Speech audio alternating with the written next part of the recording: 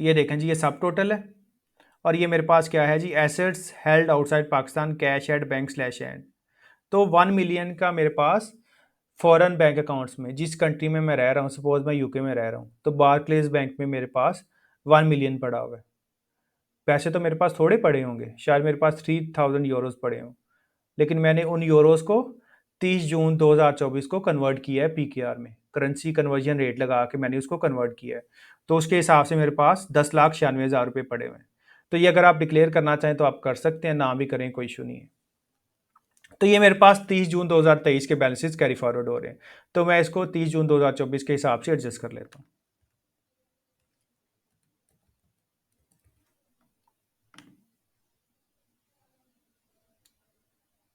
तो इतनी मार्केट के जो मेरे पास यूरोस थे वो मेरे बारक्लेज बैंक अकाउंट यूके में पड़े हुए।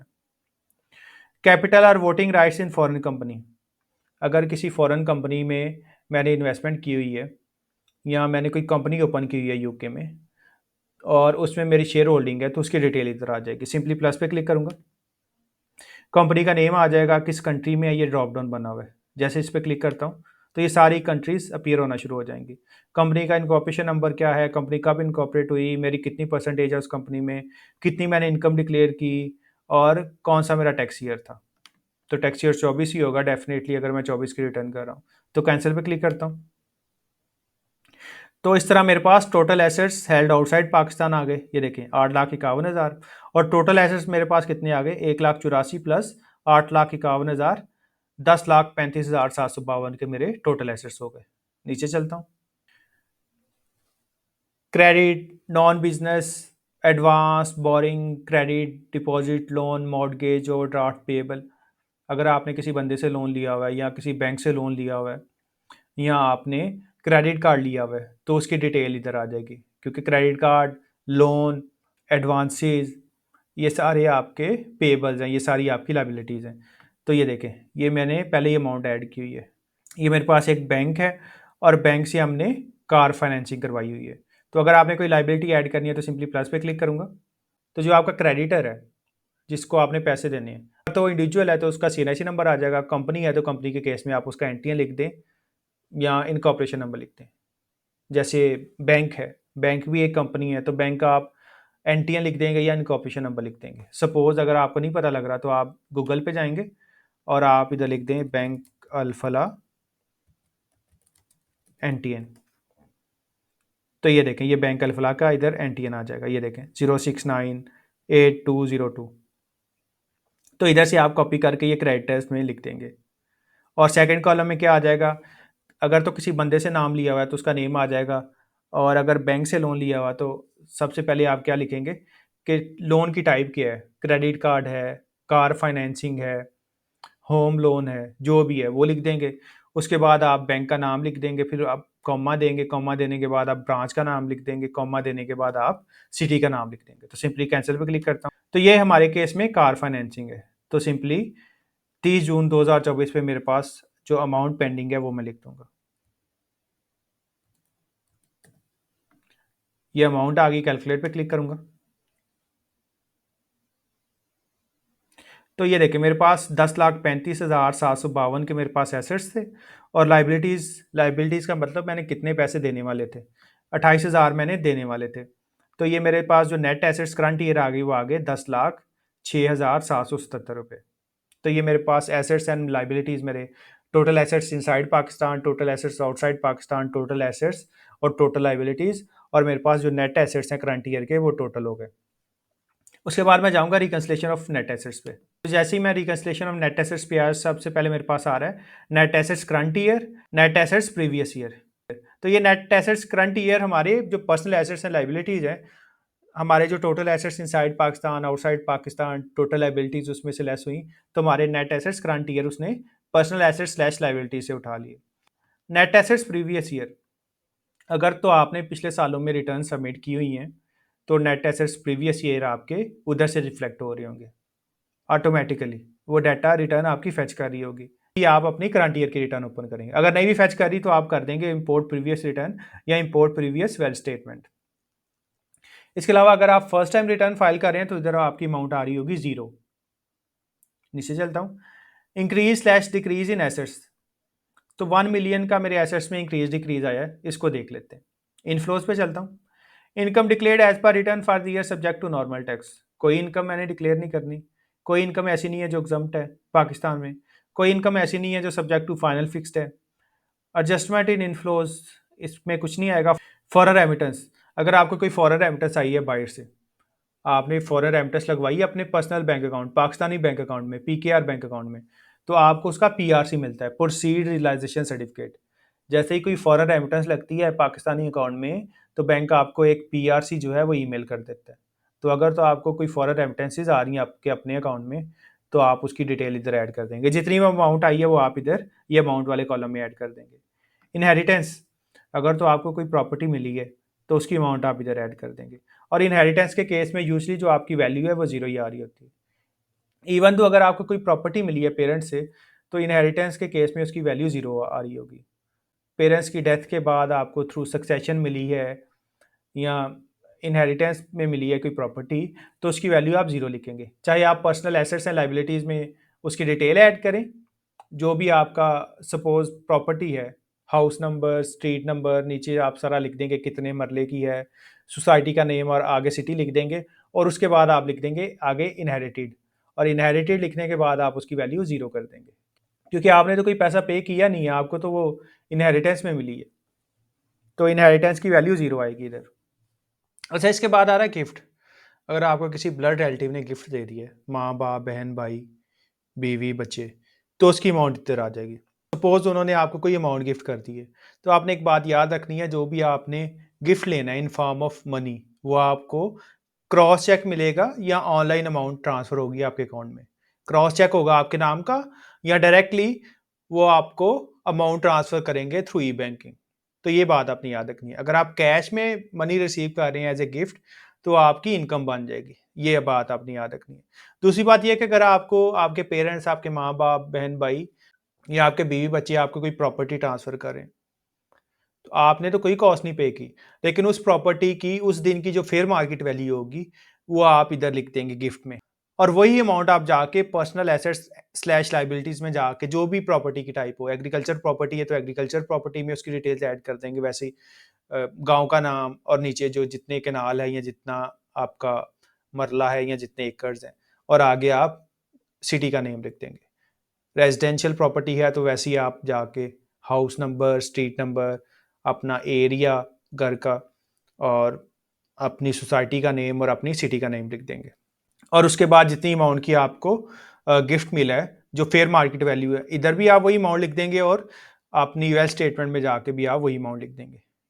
Gain on disposal of assets excluding capital gain on immovable property, अगर आपने कोई एसेट बेच दी है other than shares, other than house, जिन पे कैपिटल गेन नहीं आता, सपोज आपने कोई गाड़ी बेच दी है, आपने कोई फर्नीचर बेच दी है, 50,000 का फर्नीचर था, आपने 60,000 का बेच दिया है, तो जो गेन है sale price minus purchase price, तो वो 10,000 पे आप इधर मेंशन कर देंगे।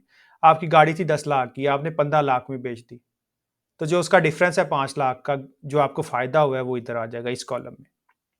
नीचे चलता हूँ, आउटफ्लोज, तो ये पर्सनल एक्सपेंसेस, वो इधर पर्सनल एक्सपेंसेस थे वो खुद ही ले आया। पर्सनल एक्सपेंसेस मेरे जीरो इस वजह से आ रहे थे क्योंकि जितने मेरे हाउस होल्ड एक्सपेंसेस थे उतने ही कंट्रीब्यूशन बाय फैमिली मेंबर्स आ रहा था। एडजस्टमेंट इन आउटफ्लोज, किसी और वजह से डिफरेंस आ रहा है तो आप प्लस में क्लिक करके वो रीजन मेंशन कर देंगे और वो अमाउंट मेंशन कर देंगे। तो सिंपली इसको कैंसिल करता हूँ। गिफ्ट, अगर आपने कोई गिफ्ट दे दिया तो उसकी इधर अमाउंट आ जाएगी। जैसे मैंने आपको पहले बताया, आपने कोई अमाउंट ट्रांसफर कर दिया अपने ब्लड रिलेटिव को, माँ बाप बहन भाई बीवी बच्चों को, थ्रू क्रॉस चेक, तो उसकी अमाउंट इधर आ जाएगी। आपका बैंक कम हो जाएगा एसेट्स में से और इधर आपका गिफ्ट चला जाएगा। Loss on disposal of assets, कोई आपने पर्सनल एसेट बेच दी है, गाड़ी, फर्नीचर, व्हाट्सएवर, जो भी आपने सेल किया है उसकी अमाउंट इधर आ जाएगी। जो भी आपने सेल किया है उस पर जो लॉस हुआ है उसकी अमाउंट इधर आ जाएगी। 50,000 का फर्नीचर था, मैंने 20,000 का बेच दिया, तो 30,000 का जो लॉस है उसकी अमाउंट इस कॉलम में आ जाएगी। ये कॉलम आपको लिखने देगा, ये देखें इधर आप लिख सकते हैं। कैलकुलेट करूंगा, नीचे चलता हूँ। Assets transfer slash sold slash gifted slash donated during the year, तो आप इधर भी लिख सकते हैं एसेट्स की अमाउंट, गिफ्ट की अमाउंट आप नीचे भी लिख सकते हैं, ऊपर भी लिख सकते हैं। हाँ, अगर आपने कोई एसेट डोनेट कर दिया है, आपने डोनेशन दे दी है किसी को, तो आप पर्सनल एक्सपेंसेस में भी लिख सकते हैं, मैं तो यही प्रेफ़र करूँगा। लेकिन अगर आपने कोई एसेट गिफ्ट कर दी है, एसेट से मुराद आपकी कोई लैंड थी, आपने किसी एनजीओ को दे दी कि जी इस पे अपना ट्रस्ट बना लें। आपका घर था, आपने घर दे दिया एनजीओ को कि जी यहाँ पे आप अपना कोई हॉस्पिटल बना लें या अपना इंस्टीट्यूट खोल लें कोई, तो उसकी अमाउंट इधर आ जाएगी। प्रॉपर्टी से वो पर्सनल एसेट स्लैश लायबिलिटी से वो प्रॉपर्टी निकल जाएगी और उसकी अमाउंट इधर आ जाएगी। तो जी ये मेरे इनफ्लोज और आउटफ्लोज की जो डिस्कशन थी ये पूरी हो गई। अब ये देखिए अनरिकॉन्साइल्ड अमाउंट, और अनरिकॉन्साइल्ड अमाउंट के साथ माइनस लगा हुआ है। तो इस माइनस का मतलब ये है कि जो मेरे एसेट्स हैं वो कम है। अगर इसके साथ माइनस का साइन ना होता तो इसका मतलब ये होता मेरे जो एसेट्स हैं वो ज़्यादा हैं। तो अगर तो आप फर्स्ट टाइम रिटर्न सबमिट कर रहे हैं जैसा मैंने आपको पहले बताया, और आपके net assets previous year zero आ रहे होंगे अगर आप फर्स्ट टाइम रिटर्न सबमिट कर रहे हैं, तो सिंपली आपने यही अमाउंट सारी उठा के आपने नेट एसेट्स प्रीवियस ईयर में लिख देनी थी और कैलकुलेट का बटन प्रेस कर देना था। तो ये जो आपकी अनरिकॉन्साइल्ड अमाउंट है ये ज़ीरो हो जानी थी। लेकिन क्योंकि मैंने पिछले सालों से रिटर्न सबमिट की हुई हैं, जिसकी वजह से मेरा net assets previous year carry forward हुआ है ना, तो सिंपली इस अमाउंट को मैं कॉपी करूँगा अदर देन माइनस, इसको कॉपी करूँगा, पर्सनल एसेट्स स्लैश लायबिलिटीज़ पे जाऊँगा और नीचे जाके अपना कैश एंड बैंक बैलेंसेस में इसको ऐड कर दूँगा। तो नीचे चलता हूँ, तो ये मेरा एनी अदर एसेट में जो मैंने cash in hand and bank जो इकट्ठा ऐड किया था, इधर जाके क्लिक करूँगा और इधर इस अमाउंट को पेस्ट कर दूँगा और सिंपली कैलकुलेट पे क्लिक करूँगा। तो ये मेरा एनी अदर एसेट आ गया 1.3 मिलियन। नीचे चलता हूँ, टोटल एसेट्स मेरे जो थे वो बढ़ गए 2.4 मिलियन के। पहले 1 पॉइंट समथिंग के थे, अब मेरे 2.4 मिलियन के हो गए। अगर मैं फर्दर नीचे जाऊँ आफ्टर डिडक्शन ऑफ लायबिलिटीज़, तो ये आफ्टर डिडक्शन ऑफ लायबिलिटीज़ मेरे हो गए 2.3 मिलियन के। वापस चलता हूँ रिकंसिलिएशन ऑफ नेट एसेट्स पे, तो ये देखें नेट एसेट्स करंट ईयर मेरे आ गए 2.3 मिलियन के। नीचे जाऊँगा तो ये अनरिकंसाइल्ड अमाउंट मेरी होगी ज़ीरो। तो जब तक आपकी अनरिकंसाइल्ड अमाउंट ज़ीरो नहीं होगी आपकी रिटर्न सबमिट नहीं होगी। ऊपर चलता हूँ, ये सारे मेरे जो रिटर्न के कंपोनेंट्स थे in case of non resident having no source of income in Pakistan, तो ये सारे मेरे कंपोनेंट पूरे हो चुके हैं। ऊपर चलता हूँ, सेव करूंगा और उसके बाद मैं जाऊंगा सबमिट पे। सबमिट पे जाने के बाद आप अपना 4 डिजिट्स का पिन देंगे और उसके बाद सिंपली सबमिट पे क्लिक कर देंगे और जैसे ही आप सबमिट पे क्लिक करेंगे आपकी जो रिटर्न है वो कंप्लीट टास्क में चली जाएगी। तो ये तो मेरी रिटर्न होगी इस केस में कि एक नॉन रेजिडेंट पर्सन है और उसकी पाकिस्तान में कोई भी सोर्स ऑफ इनकम नहीं है। अब फर्ज कर लें कि एक ऐसा नॉन रेजिडेंट है जो पाकिस्तान से 183 डेज या मोर जो है पाकिस्तान से बाहर रहा है, किसी और कंट्री में रहा है, लेकिन उसकी पाकिस्तान में सोर्स ऑफ इनकम है। कोई भी सोर्स ऑफ इनकम हो सकती है, सैलरी हो सकती है, प्रॉपर्टी हो सकती है, कैपिटल गेन हो सकती है, इनकम फ्रॉम बिजनेस हो सकती है। तो उस केस में देख लेते हैं कि किस तरह से आपने जो अपनी रिटर्न है वो सबमिट करनी है।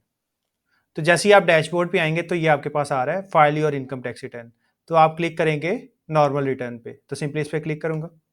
तो ये आपसे पूछ रहा है टैक्स पीरियड, तो वैसे ही आप अपना टैक्स पीरियड ऐड कर दें। मैं 2024 लिख देता हूँ, तो ये मेरे पास वो टैक्स पीरियड ले आया 1 जुलाई 2023 से लेके 30 जून 2024 तक। तो इसको सिलेक्ट कर लूंगा और इसके बाद सिंपली कंटिन्यू पे क्लिक करूंगा। इसको सेव कर लेता हूँ, तो ये मेरे पास ईयर आ गया 2024, 114 sub section 1, return of income filed voluntarily for complete year. अब ये देखें, इसमें आपके पास जो सोर्स ऑफ इनकम है उसके टैक्स भी आ रहे हैं, जैसे सैलरी है, property, business, capital gain, other source और ये आपकी फॉरेन सोर्स इनकम। तो सबसे पहले ये देखें, ये ड्रॉप डाउन बना हुआ है। अगर मैं इस ड्रॉप डाउन पे क्लिक करूं तो ये मेरा जो सैलरी वाला पोर्शन है ये हाइड हो जाएगा।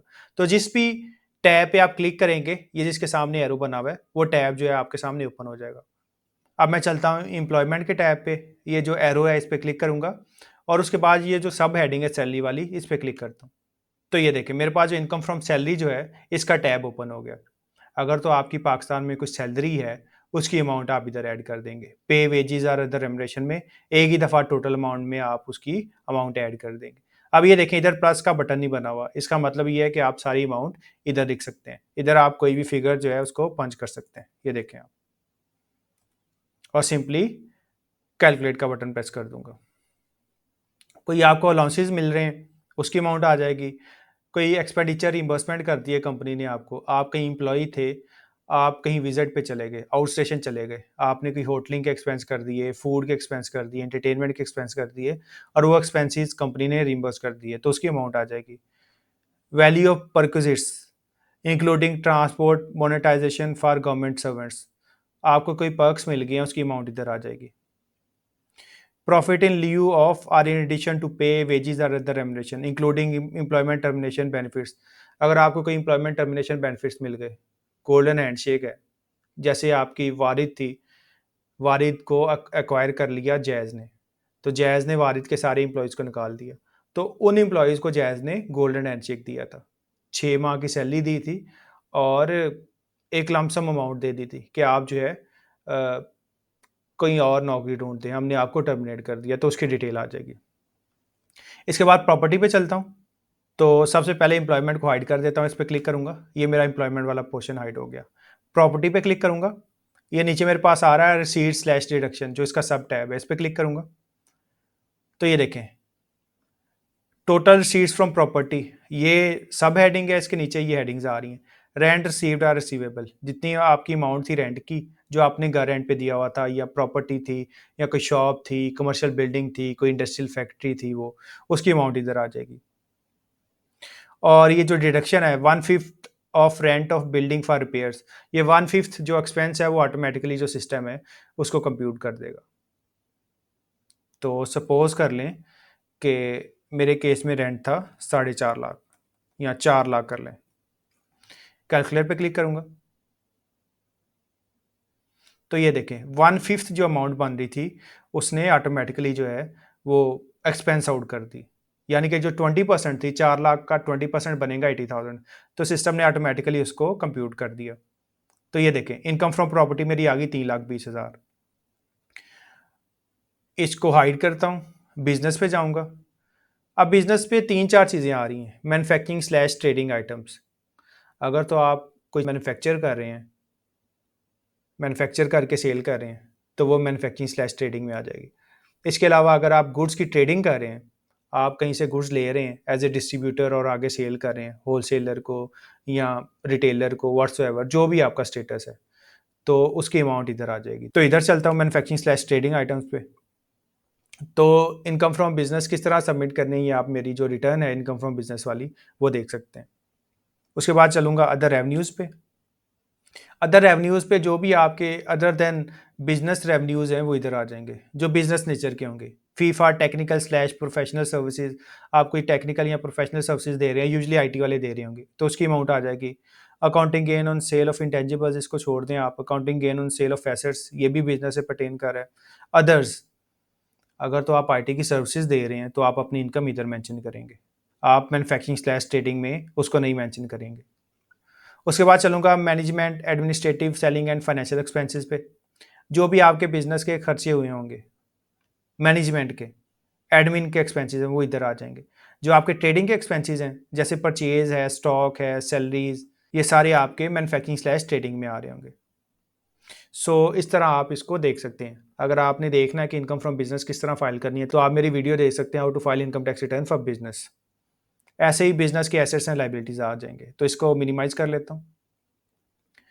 कैपिटल गेन, इस पे जाऊँगा। अगर तो आपने कोई प्रॉपर्टी बेची है और उस पर आपको कैपिटल गेन आ गया तो उसकी फिगर इधर आ जाएगी। लॉन्ग टर्म या शॉर्ट टर्म जो है ये सिक्योरिटीज़ के केस में है।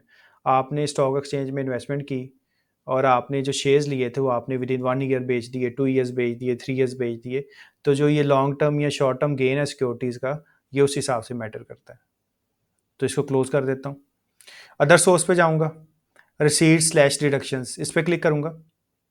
Yield on Behbood certificates, pensioners benefit account, 14 family benefit account.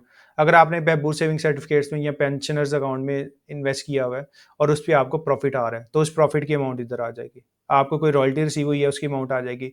Profit on debt if amount under section 7B exceeds 5 million, अगर आपका सेविंग अकाउंट है और उस पर जो आपको इंटरेस्ट मिल रहा है वो 5 मिलियन यानी कि 50 लाख से ज़्यादा है, तो उसकी अमाउंट इधर आ जाएगी। लोन, एडवांस, डिपॉजिट और गिफ्ट रिसीव्ड इन कैश, मैंने आपको बताया था ना, अगर गिफ्ट कैश में रिसीव हो रहा है तो आपकी इनकम बन जाएगी, तो उसकी अमाउंट अदर सोर्स में आ जाएगी। अदर रिसीट्स, किसी और टाइप की आपको रिसीट्स मिल रही हैं, ग्राउंड रेंट, इनको छोड़ दें। एनुटी स्लैश पेंशन, जब गवर्नमेंट एम्प्लॉई या अगर प्राइवेट एम्प्लॉई है, अगर वो रिटायर हो गए हैं और उनको पेंशन मिल रही है, तो पेंशन की अमाउंट आपकी अदर सोर्स में चली जाएगी और वो आएगी एन्युटी स्लैश पेंशन में। इधर टोटल अमाउंट में भी आप लिख देंगे पूरे साल की जो पेंशन है, और आगे एग्जाम्प्ट में भी आप सारी अमाउंट लिख देंगे, क्योंकि जो आपकी पेंशन है वो एग्जाम्प्ट फ्रॉम टैक्स है। सो ये मेरी अदर सोर्स हो गई।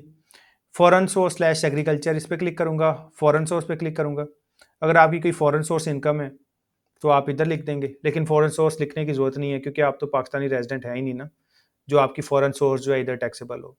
एग्रीकल्चर इनकम, एग्रीकल्चर इनकम जो है आपकी वो फेडरल में एग्जाम्प्ट है। एग्रीकल्चर इनकम आपकी टैक्स होती है रेलेवेंट प्रोविंसेस में। तो आपकी जो एग्रीकल्चर इनकम है उसकी अमाउंट आप लिख देंगे टोटल अमाउंट में, और अमाउंट एग्जाम्प्ट फ्रॉम टैक्स में आप सारी की सारी अमाउंट डाल देंगे। सपोज मेरी 4 लाख एग्रीकल्चर इनकम है, 4 लाख ही मैं एग्जाम्प्ट में डाल दूंगा।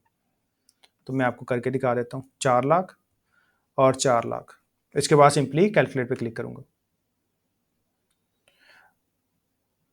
उसके बाद जो आपने पंजाब में टैक्स पे किया हुआ है एग्रीकल्चर इनकम का, एग्रीकल्चर इनकम का टैक्स आप पे करते हैं थ्रू चलान 32A।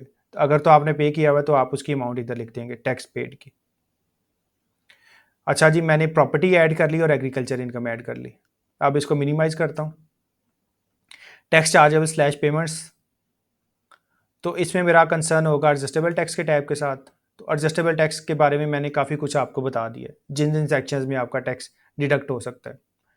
उधर थोड़े थे क्योंकि नॉन रेजिडेंट की रिटर्न थी, इधर काफ़ी ज़्यादा सेक्शंस आ रहे हैं। और जिनके साथ प्लस का साइन बना हुआ है इधर ये फर्दर इन्फॉर्मेशन आपसे एक्वायर कर रहा है, और जिनके साथ प्लस का साइन नहीं बना हुआ वहाँ पे आपने रिसीट वैल्यू और टैक्स की अमाउंट लिख देनी है। नीचे चलता हूँ। उसके बाद चलता हूँ final slash fix slash minimum slash average slash relevant slash reduce tax पे, तो इस पर क्लिक करूँगा। आप सपोज कर लें आपका पाकिस्तान में सेविंग अकाउंट है, और उस सेविंग अकाउंट पे जो आपको प्रॉफिट मिल रहा है वो 50 लाख से कम है। तो इधर से देखूंगा 7B, 7B देख लेते हैं इधर से। ये मेरे पास 7B आ गया। प्लस पे क्लिक करूंगा। इधर आप अपना अकाउंट नंबर लिख देंगे। नीचे कंटेंट में अकाउंट की टाइप आ जाएगा, सेविंग अकाउंट आ गया या प्रॉफिट एंड लॉस अकाउंट आ गया, बैंक का नेम, ब्रांच का नेम और बैंक की सिटी में वो आ जाएगा, और सिंपली सबमिट पे क्लिक कर दूंगा। सो मेरे केस में नहीं है, इसको कैंसिल करता हूँ और एक दफ़ा कैलकुलेट कर लेते हैं रिटर्न को। तो इस तरह मेरी जो रिटर्न के सारे पर्टिकुलर्स हैं वो पूरी हो जाएंगे। इसके बाद नीचे चलता हूँ, कंप्यूटेशन पे चलूँगा। तो ये देखें, इनकम लॉस फ्रॉम प्रॉपर्टी मेरी आ रही है 3,20,000, और एग्रीकल्चर इनकम मेरी आ रही है 4 लाख, और amount subject to normal tax मेरी आ रही है 3,20,000। एग्रीकल्चर इनकम इस वजह से नहीं आएगी क्योंकि एग्रीकल्चर इनकम जो है मेरी फेडरल में एग्जम्प्ट है। तो टोटल इनकम मेरी 3,20,000 है, टैक्सेबल इनकम भी मेरी 3,20,000 है। और ये देखें, विदहोल्डिंग इनकम टैक्स, कोई मेरा टैक्स विदहेल्ड नहीं हुआ किसी भी चीज़ पे। और अगर आपकी लाइबिलिटी निकल रही होती तो ये आपकी एडमिटेड इनकम टैक्स में आ रही होती, लेकिन मेरे केस में नहीं है, तो सिंपली इसको मैं छोड़ दूंगा। वेल्थ स्टेटमेंट पे चलूंगा। वैसे ही वेल्थ स्टेटमेंट के 3 पार्ट्स हैं, पर्सनल एक्सपेंसेस, पर्सनल एसेट्स और रिकन्सिलिएशन। तो पर्सनल एक्सपेंसेस का मैं आपको बता चुका हूँ पहले ही, पर्सनल एसेट्स एंड लाइबिलिटीज़ का भी आपको बता चुका हूँ। अब मैं सिंपली चलूंगा नीचे और रिकन्सिलिएशन पे जाऊँगा। अब ये मेरे नेट एसेट्स करंट ईयर आ रहे हैं जी 2.3 मिलियन के, और नेट एसेट्स प्रीवियस ईयर भी मेरे आ रहे हैं 2.3 मिलियन के। सो नीचे चलता हूँ। Income declared as per return for the year subject to normal tax, तो जो मेरी इनकम फ्रॉम प्रॉपर्टी थी वो मेरी सब्जेक्ट टू नॉर्मल टैक्स थी, जो मैंने 3,20,000 ऐड किया। तो टैक्स चार्जेबल स्लैश पेमेंट्स पे जाऊँगा, कंप्यूटेशन पे जाऊँगा, और ये जो 3,20,000 है मेरी इनकम फ्रॉम प्रॉपर्टी, ये देखें amount subject to normal tax, इसको कॉपी करूँगा और वेल्थ स्टेटमेंट पे जाके रिकन्सिलेशन पे जाके इधर इनफ्लोज के नीचे सब्जेक्ट टू नॉर्मल टैक्स में इसको पेश कर दूँगा। इसके बाद आ रहा है income declared as per return for the year exempt from tax. तो टैक्स चार्जेबल स्लैश पेमेंट्स पे जाऊँगा, कंप्यूटेशन पे जाऊँगा। तो ये देखें अमाउंट एग्जाम्प्ट फ्रॉम टैक्स, तो जो 4 लाख रुपया था मेरा एग्रीकल्चर प्रॉपर्टी का वो एग्जाम्प्ट फ्रॉम टैक्स था, जो एग्रीकल्चर इनकम थी मेरी वो एग्जाम्प्ट फ्रॉम टैक्स थी। वापस रिकॉन पे जाऊँगा और income declared as per return for the year exempt from tax में जाके पेश कर दूंगा और सिंपली कैलकुलेट पे क्लिक करूँगा। इसी तरह अगर आपका प्रॉफिट ऑन डेट है, यानी कि आपका बैंक में सेविंग अकाउंट है, तो उस केस में आपकी अमाउंट आ जाएगी सब्जेक्ट टू फाइनल फिक्स में। नीचे चलता हूँ, तो ये 7,20,000 का मेरा डिफरेंशियल आ रहा है। अगर तो आप फर्स्ट टाइम रिटर्न सबमिट कर रहे होते तो एसेट्स वगैरह ऐड करने के बाद, एक्सपेंसेस ऐड करने के बाद आप सारी की सारी अमाउंट जो है नेट एसेट्स प्रीवियस ईयर में डाल देते। लेकिन क्योंकि मैंने प्रायर ईयर की रिटर्न सबमिट की हुई थी, इस वजह से उसने मेरे जो प्रीवियस ईयर के एसेट्स हैं वो ऑटोमेटिकली फेच कर लिए। पर्सनल एक्सपेंसेस कुछ ऐड कर लूँगा अपने, क्योंकि अगर आप पर्सनल एक्सपेंसेस ऐड नहीं करेंगे तो आपकी रिटर्न सबमिट नहीं होगी। तो कुछ ना कुछ आपको एक्सपेंसेस ऐड करने हैं, चाहे आप 10,000 के कर ले। पर्सनल एसेट्स स्लैश लाइबिलिटीज़ पे जाऊँगा, कैश एट बैंक को जीरो करूँगा टैली करने के लिए, कैलकुलेट पे क्लिक करूँगा, रिकन्सिलेशन पे जाऊँगा और अनरिकंसाइल्ड अमाउंट को देख लेता हूँ। तो मेरी 1.716 जो है, 1.7 मिलियन जो है मेरी नेगेटिव आ रही है, मतलब मेरे एसेट्स कम है। तो इसको कॉपी कर लेता हूँ माइनस के बगैर और कैश एंड बैंक बैलेंसेस में जाके पेस्ट कर दूंगा। तो वापस चलता हूँ पर्सनल एसेट्स स्लैश लाइबिलिटीज़ पे, और ये जो कैश नॉन बिजनेस है सारी की सारी इधर अमाउंट ऐड कर देता हूँ। मेरे एसेट्स आउटसाइड पाकिस्तान कुछ नहीं थे, मैंने इसको जीरो कर दिया, तो इसको मैं डिलीट कर देता हूँ। और ये मेरी अमाउंट आ गई कैश नॉन बिजनेस की। इसके अलावा मैं एनी अदर एसेट में जाके भी ऐड कर सकता था, तो उधर ऐड कर लेते हैं। Cash in hand and bank, submit पे क्लिक करूँगा और ये अमाउंट इधर से कॉपी करके इधर पेस्ट कर दूंगा और इसको ज़ीरो कर दूंगा। दोबारा कैलकुलेट पे क्लिक करता हूँ, तो ये देखिए एनी अदर एसेट नीचे भी आ गया और सब टोटल उसका ऊपर भी आ गया एनी अदर एसेट्स में। वापस जाऊंगा रिकन्सिलेशन ऑफ नेट एसेट्स पे, तो ये देखिए 5,50,000 का अभी भी मेरा कम आ रहा है जो एसेट्स हैं। वापस चलता हूँ पर्सनल एसेट्स स्लैश लाइबिलिटीज़ पे, इसको ज़ीरो करता हूँ, कैलकुलेट करूँगा, वापस जाता हूँ अपने रिकन्सिलेशन पे, तो ये देखिए 2.26 का डिफरेंस है। तो जितना भी आपका डिफरेंस आ रहा होगा आपने इसको कॉपी कर लेना है। कॉपी करके माइनस में है तो एसेट्स बढ़ा दूंगा, नीचे इन हैंड एंड बैंक में जाके इसको पेस्ट करूंगा और कैलकुलेट का बटन दबा दूंगा। दोबारा रिकन्सिलेशन पे जाऊंगा, ये देखें अनरिकंसाइल्ड अमाउंट मेरी आ रही है ज़ीरो। एक्सपेंसेस मैंने डाले थे 1 लाख के, उसने पर्सनल एक्सपेंसेस से ऑटोमेटिकली फेच कर लिए। ऊपर चलता हूँ, सेव करता हूँ एक दफ़ा, उसके बाद जाऊँगा मैं एट्रीब्यूट पे। एट्रीब्यूट पे जाने के बाद अगर तो आपने इनकम फ्रॉम बिजनेस ऐड की हुई है तो आप कोई ना कोई बिजनेस सेक्टर सेलेक्ट कर लेंगे, क्योंकि मैंने तो नहीं की हुई, हमारे केस में प्रॉपर्टी थी और एग्रीकल्चर इनकम थी। उसके बाद नीचे आ जाए तो ये आपके पास आ रहा है रेजिडेंस स्टेटस, और इसके साथ ये ड्रॉप डाउन बना हुआ है और वो कह रहा है सेलेक्ट ऑप्शन, तो इस पर क्लिक करूंगा। क्योंकि आप पाकिस्तान में 183 डेज या इससे जायद नहीं थे, आप बरूने मुल्क में थे, तो आप सेलेक्ट कर लेंगे नॉन रेजिडेंट। और इसके बाद चलूंगा ऊपर, सेव कर लेता हूँ एक दफ़ा इसको, और उसके बाद चला जाऊंगा सबमिट पे। सबमिट पे जाने के बाद 4 डिजिट्स का पिन दूंगा। जब आपने एनटीएन बनाया होगा तो आपको पासवर्ड और पिन की ईमेल आई होगी, तो सिंपली पिन दूंगा और पिन देने के बाद सबमिट पे क्लिक कर दूंगा। तो जैसे ही मैंने सबमिट पे क्लिक किया मेरी रिटर्न जो है वो कंप्लीट टास्क में चली जाएगी। तो इस तरह आप नॉन रेजिडेंट की रिटर्न सबमिट कर सकते हैं। अगर तो आपकी पाकिस्तान सोर्स इनकम है नॉन रेजिडेंट की कोई, तो वो भी, और अगर आपकी कोई पाकिस्तान सोर्स इनकम नहीं है तो उस केस में भी आप रिटर्न सबमिट कर सकते हैं। अच्छा, इसके बाद जैसे ही आपकी रिटर्न सबमिट हो जाएगी आपकी रिटर्न चली जाएगी कंप्लीट टास्क में। तो कंप्लीट टास्क में चलते हैं। कंप्लीट टास्क पे आने के बाद आप जाएंगे डिक्लेरेशन पे, तो ये देखें 114 subsection 1 return of income file voluntarily for complete year, period आ गया 1 जुलाई 2023 से लेकर 30 जून 2024। उसके बाद मेरे पास ये आई का बटन बना हुआ है, तो सिंपली आई के बटन पे क्लिक करूंगा और इस प्रिंट पे क्लिक करके मैं अपनी जो इनकम टैक्स रिटर्न है इसको प्रिंट कर लूँगा। ये आपके पास पीडीएफ में सेव हो जाएगी। सो इस तरह आप अपनी जो इनकम टैक्स रिटर्न है उसको सबमिट कर सकते हैं और लास्टली उसको कंप्लीट टास्क में जाके डाउनलोड कर सकते हैं।